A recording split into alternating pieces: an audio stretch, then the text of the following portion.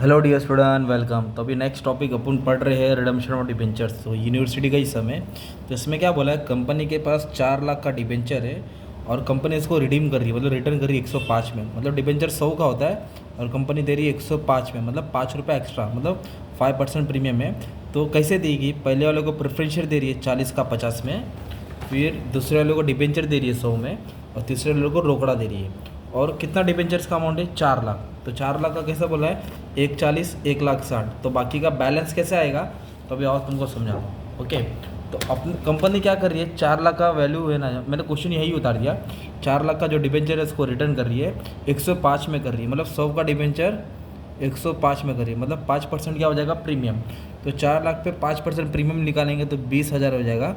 Company को देने का 4,20,000, कितना देने का है, 4,20,000।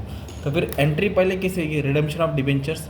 डिबेंचर्स कंपनी रिडीम कर रही है तो 4 लाख को डेबिट करेंगे। फिर प्रीमियम दे रही है ना, premium on redemption of debentures कितना दे रही है, 5%, तो दैट इज़ 20,000। और टोटल कंपनी को कितना देने का, 4,20,000। किसको देने का, डिबेंचर होल्डर को।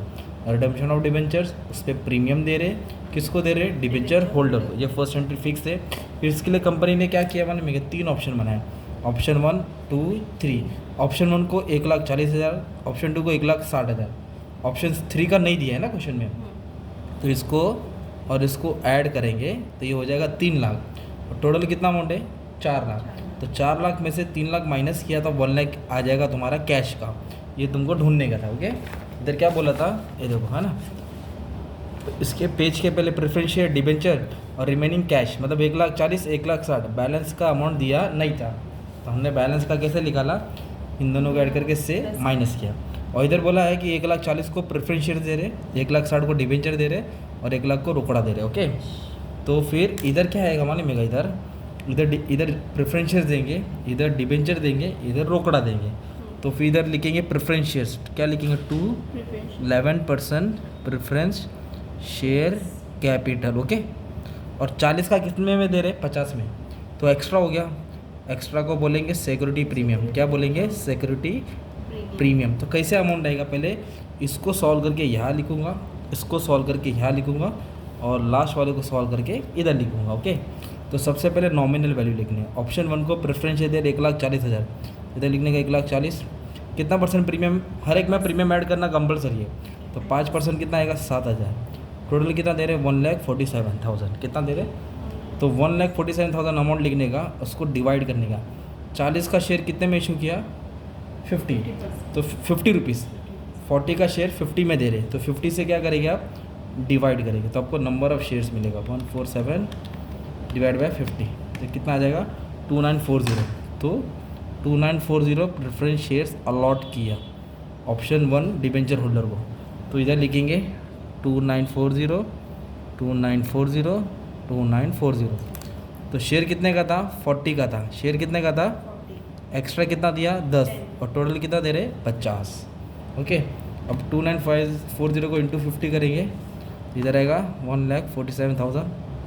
फिर इंटू क्या करेंगे, 40 करेंगे, 2940 इंटू 40 करेंगे, वो प्रेफरेंस शेयर्स में आएगा 1,17,600। फिर इसको इससे मल्टीप्लाई करेंगे 2,9400। ओके, तो ये डिबेंचर होल्डर को प्रेफरेंस शेयर्स हमने दिया, कितने में दिया, 40 का था, 50 में दिया, 10 रुपये एक्स्ट्रा दिए, टोटल 50 आया। तो ये हो गया फर्स्ट वाला सोल्यूशन। सेकेंड वाले को क्या दे रहे, डिबेंचर दे रहे, कितना, 1,60,000। क्या दे रहे हैं, 9% डिबेंचर। इधर देखेंगे 2 डिबेंचर होल्डर को हम लोग दे रहे हैं 9% डिबेंचर। इधर लिखेंगे, एंट्री याद नहीं करने का, जो दिया क्वेश्चन में वही उठा कर डाल देने।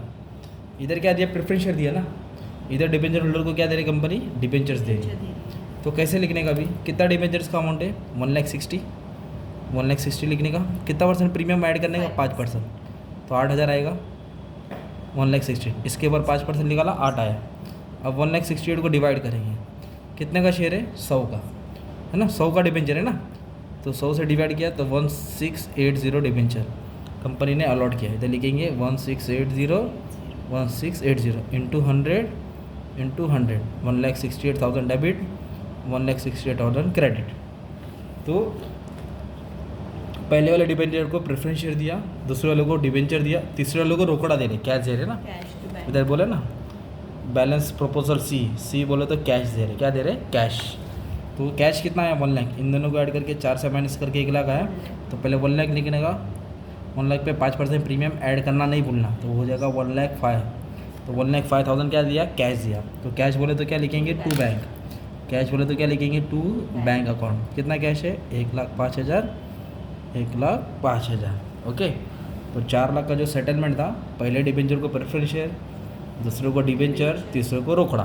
ओके, अभी अपनों को प्रीमियम देने का, राइट। तो प्रीमियम कितना 20,000 है देखो। तो ये डेबिट है, तो इसको क्या करेंगे, क्रेडिट टू प्रीमियम ऑन, है ना, रिडेम्पशन ऑफ डिबेंचर। कितना देने का था, 20,000, है ना। तो ये प्रीमियम का पैसा कहाँ से देंगे हम, सिक्योरिटी प्रीमियम। कहाँ से देंगे, सिक्योरिटी प्रीमियम। तो ये 20,000 भी क्या हो गया, सेटल हो गया। 20,000 भी क्या हो गया, सेटल, पेड हो गया। फिर इधर क्या बोला है, एक लाइन बोला है कि assume redemption out of profit only. कहाँ से कर रहे हैं हम लोग, प्रॉफिट। जब कैपिटल बोला है तो इधर इधर रुक जाने का, प्रॉफिट ओनली बोला है ना, तो 2 एंट्री और बढ़ेगा, 2 एंट्री अपना और बढ़ेगा। तो क्या करना पड़ेगा, जो कैश है ना, कैश का नॉमिनल वैल्यू लेने का। कौन सा वैल्यू लेने का, नॉमिनल वैल्यू। वो वाला अमाउंट क्या करेंगे, ट्रांसफ़र करेंगे। कहाँ से, प्रॉफिट एंड लॉस से डिबेंचर रिडेम्पशन रिजर्व में ट्रांसफ़र करेंगे। फिर डिबेंचर रिडेम्पशन रिजर्व से जनरल रिजर्व में। कौन सा लेने का, कैश का 1 लाख। प्रीमियम वाला अमाउंट नहीं लेना, 1 लाख लेना है।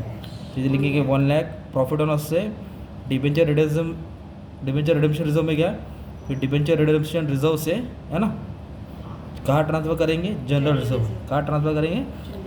इस तरह तुम्हारा ये वाला भी सम क्या हो गया, सॉल्व हो गया। ओके, तो ये था रिडेम्पशन ऑफ डिबेंचर, यूनिवर्सिटी का सम था। तो अच्छा खासा मैंने सब सम सॉल्व कर दिया तुम्हारे लिए। ये भी सॉल्व कर दिया, ये भी सॉल्व कर दिया, पूरा बुक अपलोड कर दिया। ठीक है, अच्छे से प्रैक्टिस कर लो, पढ़ लो, मतलब पूरा समझा दिया हो। बाकी आपकी मर्ज़ी कैसे पढ़ना है, क्या करना है। ओके, चलो, thank you very much and all the best for your exam. समझे।